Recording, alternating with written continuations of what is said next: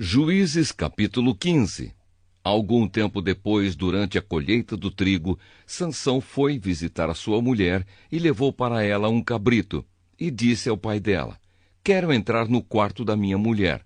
Mas o pai não o deixou e respondeu: eu pensei que você a odiava e por isso a dei em casamento ao seu amigo. Mas a irmã menor é ainda mais bonita. Se você quiser, pode ficar com ela. Sansão disse: desta vez eu não sou responsável pelo que fizer com os filisteus.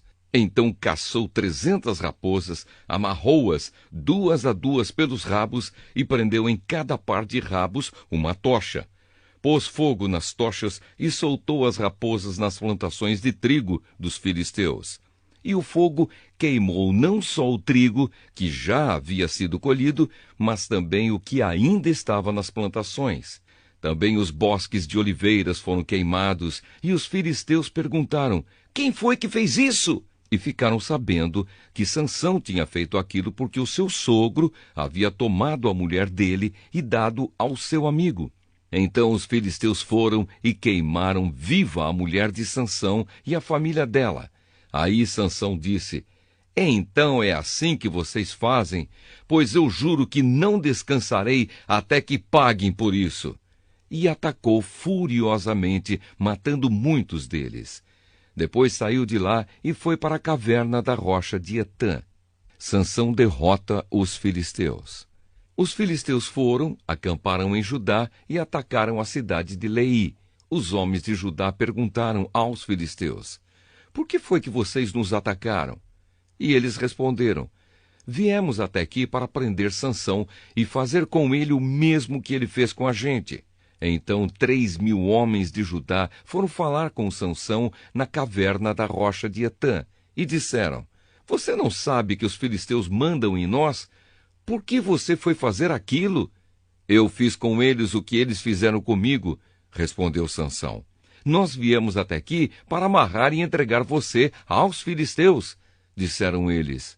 Sansão respondeu: prometam que vocês não me matarão.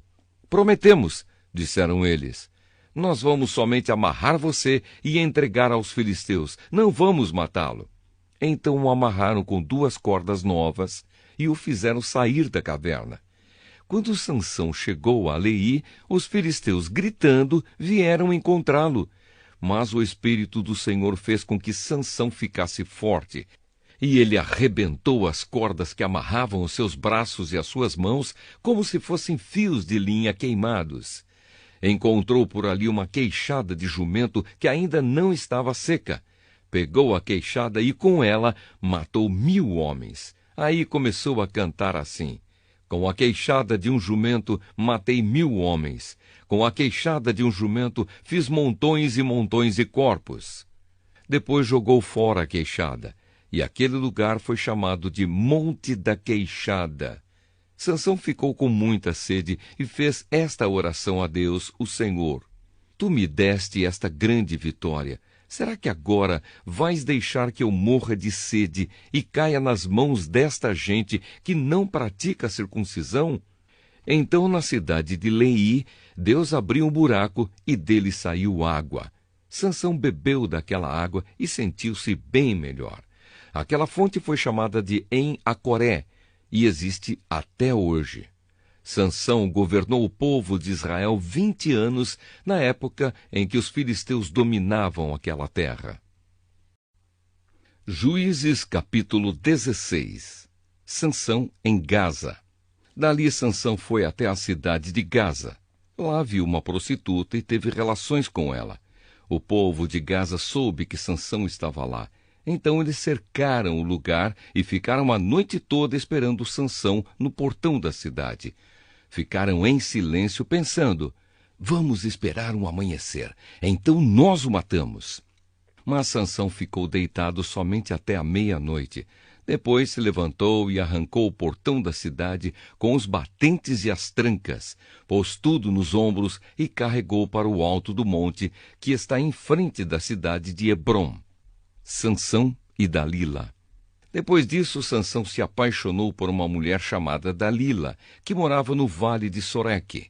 Então os governadores das 5 cidades dos filisteus foram falar com ela. Eles disseram assim: dê um jeito de Sansão contar a você por que ele é tão forte e como é que o poderemos dominar, amarrar e deixar sem defesa. Se você fizer isso, cada um de nós lhe dará 1.100 barras de prata. Então Dalila pediu a Sansão: por favor, me conte o segredo da sua força. Se alguém quiser amarrar você e deixar sem defesa, o que é que ele deve fazer? Sansão respondeu: se me amarrarem com 7 cordas de arco novas, que ainda não secaram, eu ficarei fraco e serei como qualquer um. Aí os governadores dos filisteus trouxeram para Dalila 7 cordas de arco novas, que ainda não estavam secas, e ela amarrou Sansão. Dalila havia deixado alguns homens escondidos, esperando no outro quarto. Então gritou: Sansão, os filisteus estão chegando! E ele arrebentou as cordas de arco como se fossem fios de linha queimada. Assim eles continuaram sem saber qual era o segredo da força de Sansão. Então Dalila lhe disse: até agora você mentiu e caçoou de mim. Por favor, me diga como é que alguém pode amarrar você. Sansão respondeu: se me amarrarem com cordas novas que nunca foram usadas, ficarei fraco e serei como qualquer um. Aí Dalila pegou cordas novas e amarrou os braços dele. Depois gritou: Sansão, os filisteus estão chegando! Os homens estavam novamente escondidos, esperando no outro quarto. Mas Sansão arrebentou as cordas como se fossem fios de linha. E Dalila disse: você continua mentindo e caçoando de mim. Diga, como é que alguém pode amarrar você? Ele respondeu: se você tecer num tear as 7 tranças do meu cabelo e prendê-las com um prego grande de madeira, eu ficarei fraco e serei como qualquer um. Então Dalila fez com que Sansão dormisse. Quando ele adormeceu, ela pegou e teceu as 7 tranças dele num tear e prendeu-as com um prego grande de madeira. Depois gritou: Sansão, os filisteus estão chegando! Mas ele se levantou, arrancou o prego e tirou o cabelo do tear. Então ela disse: por que você diz que me ama se isso não é verdade? Você me fez de boba 3 vezes e até agora não me contou por que é tão forte. E ela continuou a perguntar isso todos os dias. Sansão ficou tão cansado com a insistência dela que já não aguentava mais. E acabou lhe contando a verdade. O meu cabelo nunca foi cortado, disse ele. Eu fui dedicado a Deus como nazireu desde que nasci. Se o meu cabelo for cortado, perderei a minha força, ficarei fraco e serei como qualquer um. Quando Dalila percebeu que ele tinha dito a verdade, mandou o seguinte recado aos governadores filisteus: voltem de novo, agora ele me disse a verdade. Então eles vieram e trouxeram o dinheiro. Ela fez com que Sansão dormisse no seu colo. Em seguida chamou um homem, e ele cortou as 7 tranças de Sansão. Aí Dalila começou a provocá-lo, mas ele havia perdido a sua força. Ela gritou: Sansão, os filisteus estão chegando! Ele se levantou e pensou: eu me livrarei como sempre. Sansão não sabia que o Senhor o havia abandonado. Os filisteus o pegaram e furaram os seus olhos. Então o levaram para Gaza e o prenderam com correntes de bronze e o puseram para trabalhar na prisão, virando um moinho. Mas o seu cabelo começou a crescer de novo. A morte de Sansão. Os governadores filisteus se reuniram para fazer uma festa e oferecer um grande sacrifício ao seu deus Dagom. Eles cantavam: o nosso Deus entregou o nosso inimigo Sansão nas nossas mãos.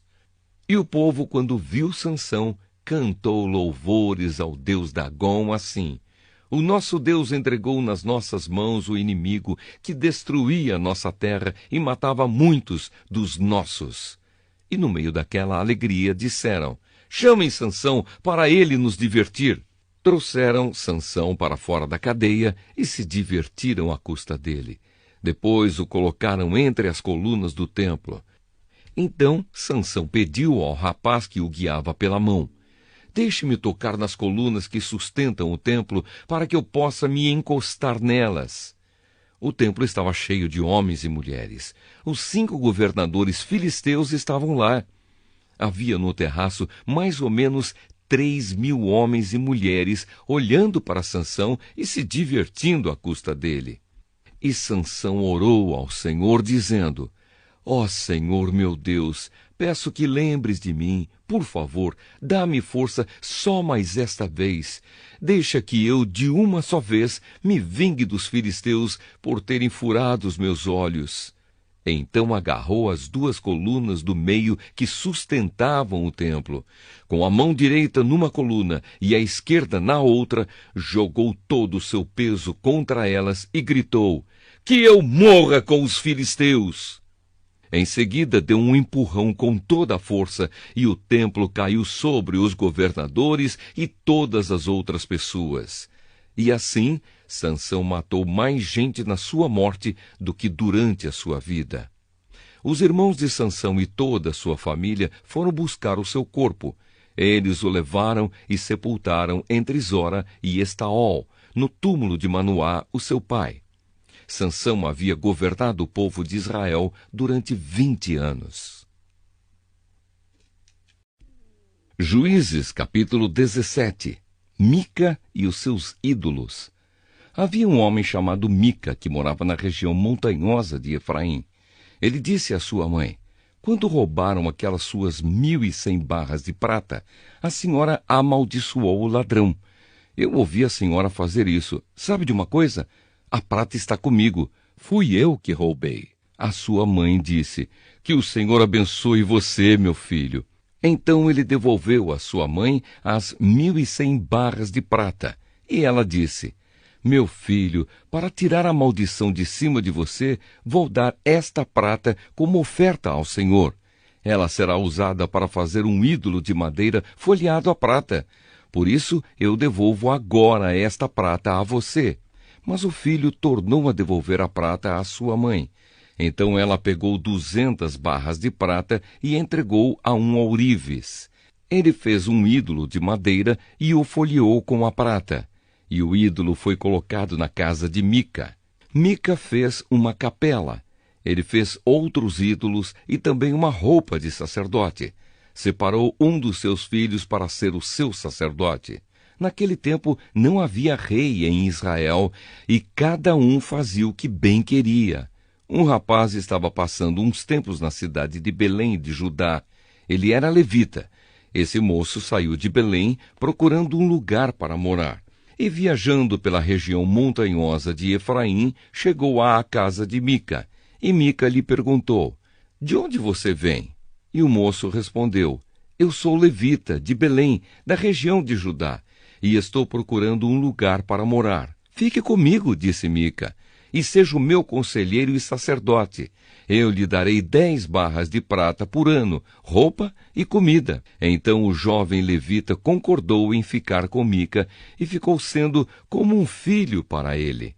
Assim Mica o escolheu para ser o seu sacerdote, e o rapaz ficou morando na sua casa. E Mica disse: eu sei que agora o Senhor Deus fará com que tudo corra bem para mim, pois tenho um levita como sacerdote.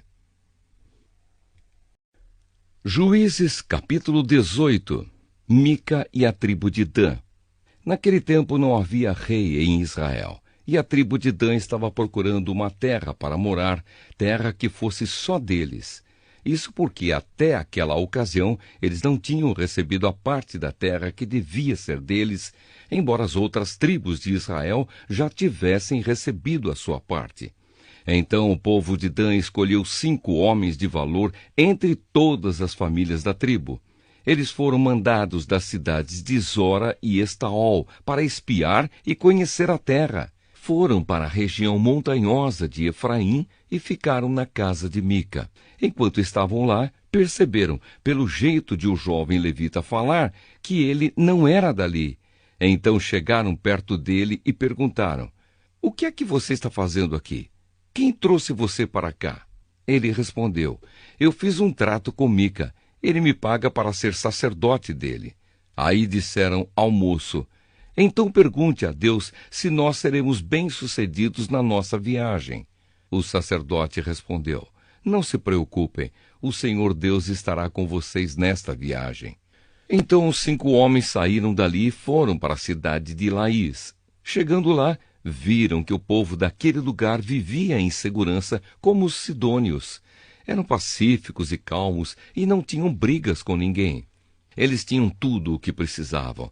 Moravam longe dos sidônios e viviam afastados dos outros povos. Quando os 5 homens voltaram para Zora e Estaol, a sua gente perguntou o que eles haviam descoberto. E eles responderam: Vamos atacar. Nós vimos a terra e ela é muito boa. Não fiquem aí parados. Vão depressa e tomem a terra. Lá vocês vão ver que o povo não desconfia de nada. A terra deles é grande e tem tudo o que é preciso, e Deus a está dando a vocês. Então 600 homens da tribo de Dan saíram de Zora e Estaol prontos para a luta. Subiram e acamparam a oeste da cidade de Quiriate-Jearim, na região de Judá.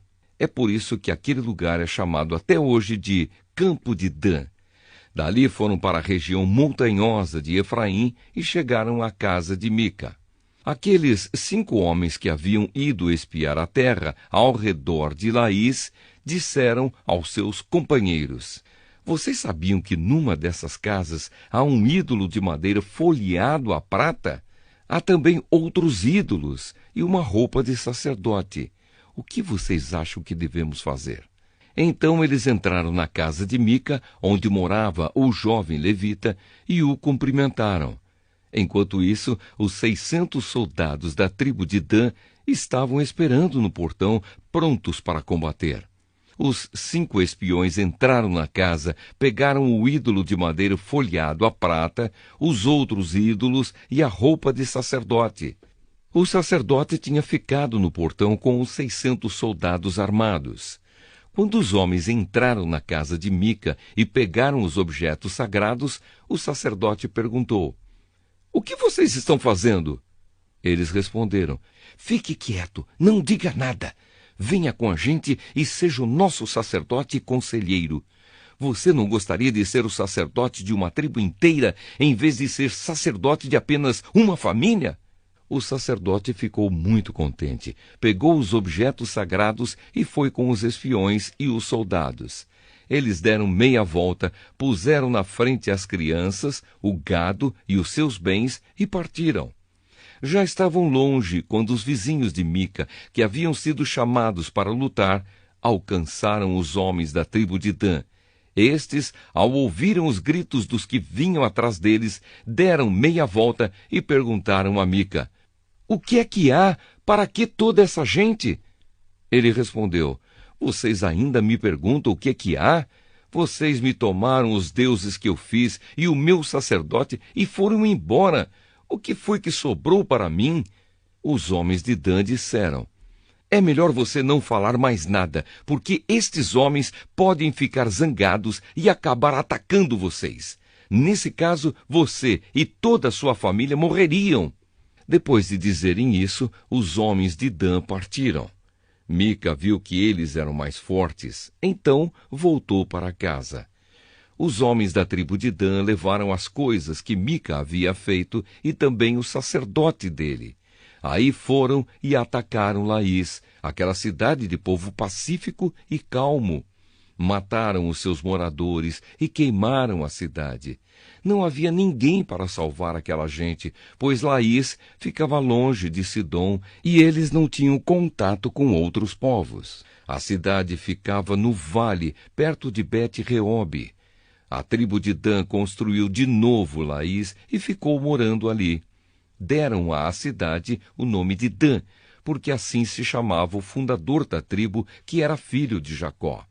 E os homens de Dan levantaram o ídolo para adorá-lo. Jonatas, filho de Gerson e neto de Moisés, foi sacerdote da tribo de Dan. Ele e os seus descendentes foram sacerdotes da tribo de Dan, até que o povo foi levado como prisioneiro para fora da sua terra. E o ídolo feito por Mica ficou com eles durante todo o tempo em que a casa de Deus esteve em Siló.